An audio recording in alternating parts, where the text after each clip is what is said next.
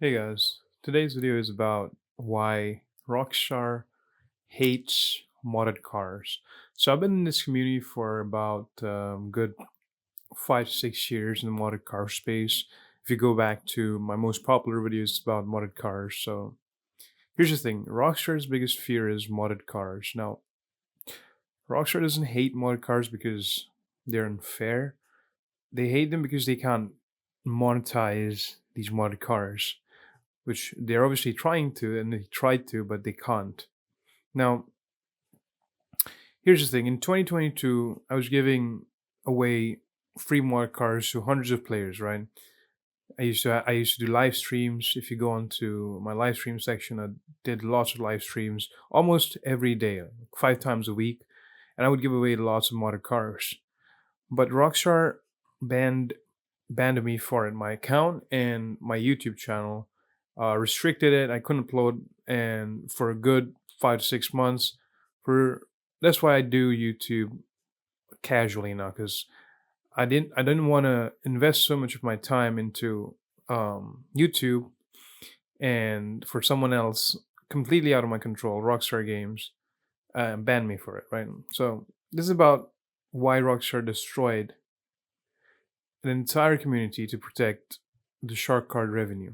And you know and the evidence is buried in this video. So I'll go through it and give you my point of view on why Rockstar banned, or me, and why they hate modded cars. So in 2022, the modded car community was alive. So before Rockstar killed it, modded cars meant daily drops on YouTube. A lot of people were doing it, and tutorials on how to make mod cars and free giveaways. So I used to do money glitches, and they banned that. So it transferred over to mod cars, which is doesn't actually cost Rockstar any money. So um, I'm not teaching people how to make money illegally through glitches. I started teaching people how to make mod cars, how to make cool cars that they would themselves like. So I started making videos on that, and it was a very thriving ecosystem. I used to get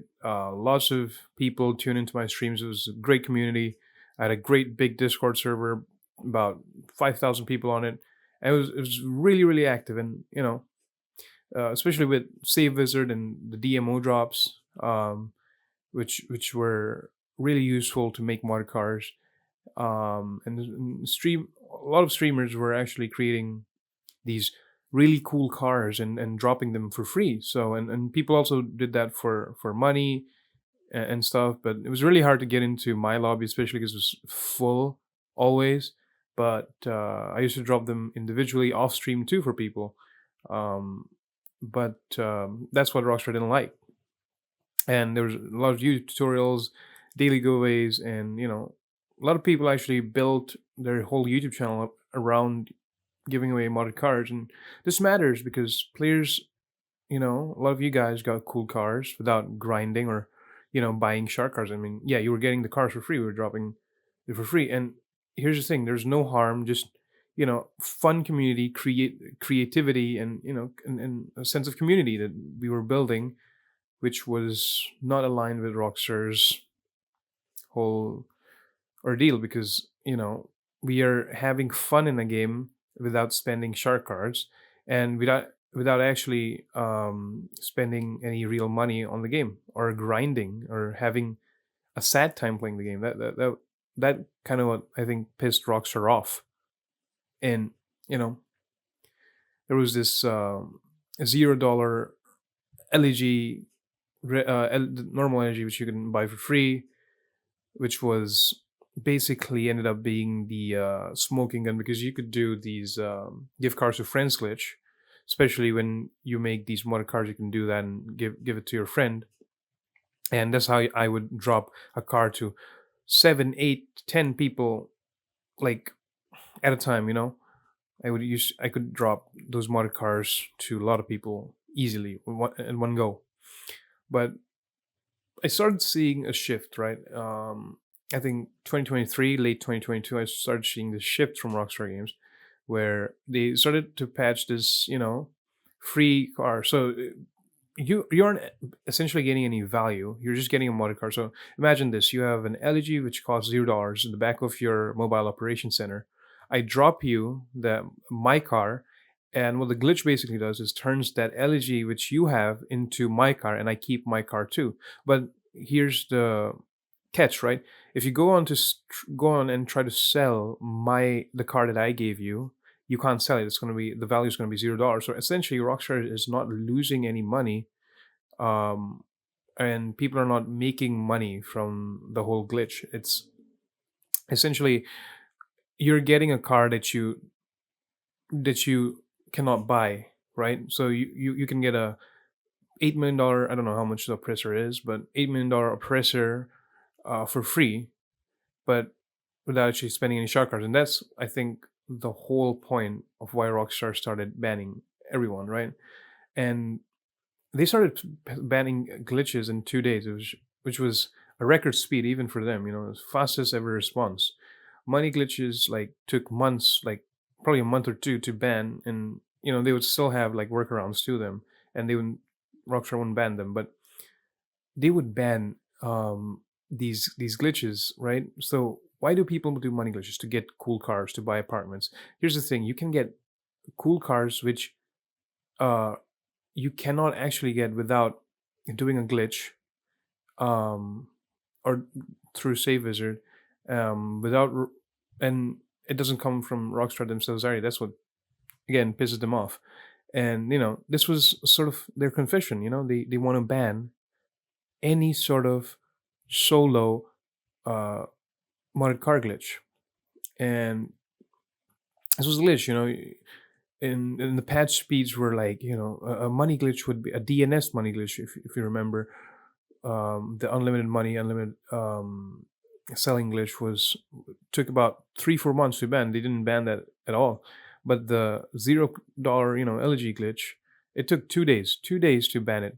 And I remember it because a lot of people were so pissed that they can't make modern cars anymore. And that was one of the best ones. That was when the community was thriving. And what does this prove, right? This proves that car duplication threatened, car duplication, which threatened the car upgrade revenue more than the money glitches threatened the shark card, if you understand.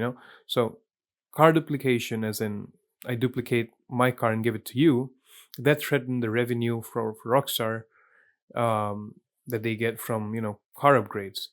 And this is what triggered the whole thing. So if they cared about the fairness of the game, all glitches would be equally prioritized and banned. But instead, car glitches were priority number one at that time, and money glitches were more of a backlog for them. Now, mod cars were harmless, right? Yet Rockstar treated them like economic warfare.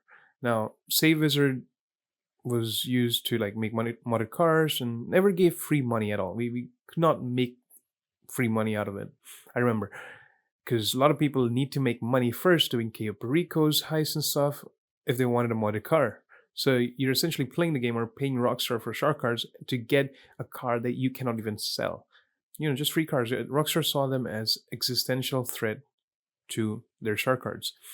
Now the reality is the modded cars did not equal money glitch, right? Just free cars with cool wheels and these impossible custom options on it. Either way, you cannot sell that car for more than 10 grand straight up. So why Rockstar panicked here? What was their reason? So my analogy is because modded cars are visible, right? Money is not visible to people, right? You cannot create that panic in other people, like seeing, okay, oh shit, this guy has $20 million. I can see his bank account. I only have five. I need to work harder. I need to buy more shark cards. But with modded cars, everybody in the lobby sees that modded car, that impossible car, and realizes the grind, that they're doing is it doesn't matter because you cannot get this car. There's different ways to get it, and we can just skip the whole virtual reality that Rockstar has created, and we can get this car out of Rockstar's system, out of that whole Rockstar's GTA's whole game.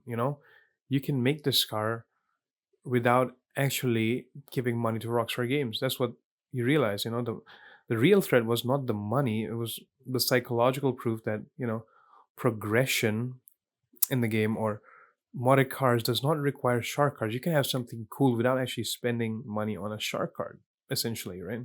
So this there was this scaled impact of thousands of players, right, get free cars, and more people see them in lobbies. So if one player has a modded car, then he goes to another lobby where nobody has it. Now everybody wants it. Everybody goes to YouTube. Everybody goes to Reddit and tries to do this whole glitch. And people realize you can get free cars without actually spending money, essentially, right? So they just stop buying car upgrades and stop needing shark cards. Now, now this is here's the thing, right? This is why they ban streamers and my band personally, and in the collapse of the whole community. So here's the thing. Here's what I want to talk about now, right? So Rockstar went after public creators. I was one of them. The entire community essentially died after that. So um, I was streaming, I was giving them mod cars, I was making tutorials, right? And these tutorials weren't banned when mod cars weren't popular, you know. But now this resulted now when it got popular, when things got popular, and I think I was one of those guys or streamers who actually sort of popularized it even more, kind of mainstreamed it, because usually people who were doing these had 500,000. It was a very niche. Mod cars were very niche until I had a bigger channel compared to other people and started streaming and doing more cars because I personally found it cool. And then it got big to the point where, you know, they started, banning people. Um, and permanent ban and without explanation, right? And I wasn't duping cars or making money or breaking the game. I was just sharing what I found cool in Rockstar, and then giving away like free cars. And Rockstar banned that generosity from me, and and the cascading effect is the streamers, all of them got hit. People who built YouTube channels around modded cars, they got completely removed. Thankfully, I used to make like different like normal money tutorials and stuff, and just tutorials in general without any glitches. They kind of kept me safe. But people who just did modded cars, their channel got wiped, and people built livelihoods on YouTube, and I feel bad for people who've completely gotten removed off platform, and it was bad. And creators quit or went underground. It just never returned. I used to remember a few streamers back in the day, and they never returned. That they're gone completely. And the result was that 2022's had this thriving community, from small community that became big, and this community that became paranoid and dead by 2024. I just barely see any YouTubers making modded car videos, and people who made it are just basically like riding the coattails of the results of back in the day, kind of. And Rockstar didn't just kill modded cars; they killed the community around it. And modded cars still work. You can go onto YouTube, you can still find tutorials, you can go onto Reddit, people are still making them, but creators stopped sharing them because the ban threats were too severe. So that's why I stopped doing it. I just the it wasn't worth it at that point, And what in why is there silence? There's silence because people are scared of permanent bans and legal threats from Take Two, the parent company, which is even worse. And the real win for Take Two and Rockstar was not eliminating modding itself, but silencing the community that inspired others to make their own modded cars, and they buried that down deep. And we can't you know and the message is, we can't stop all modders, but we can ban you. That's what they told me.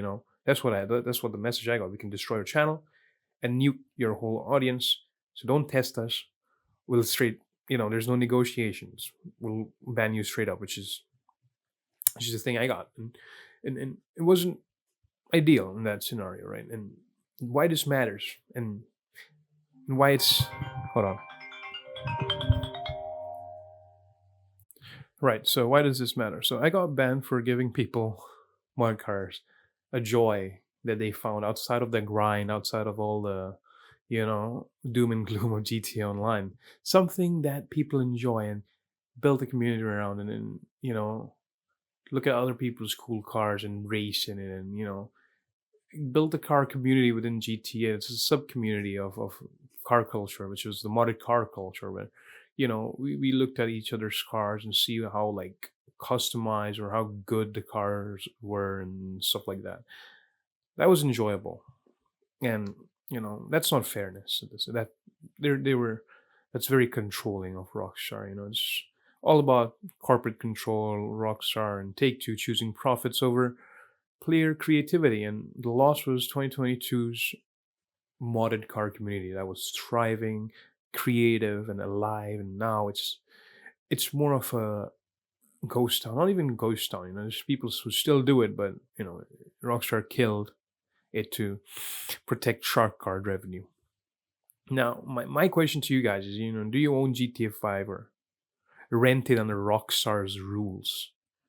That's what I was thinking about, because Mark Cars proved you could that proved you could have agency, and Rockstar couldn't allow that. If you think about it, right? And my final statement for this video is Rockstar could have just embraced cosmetic modding.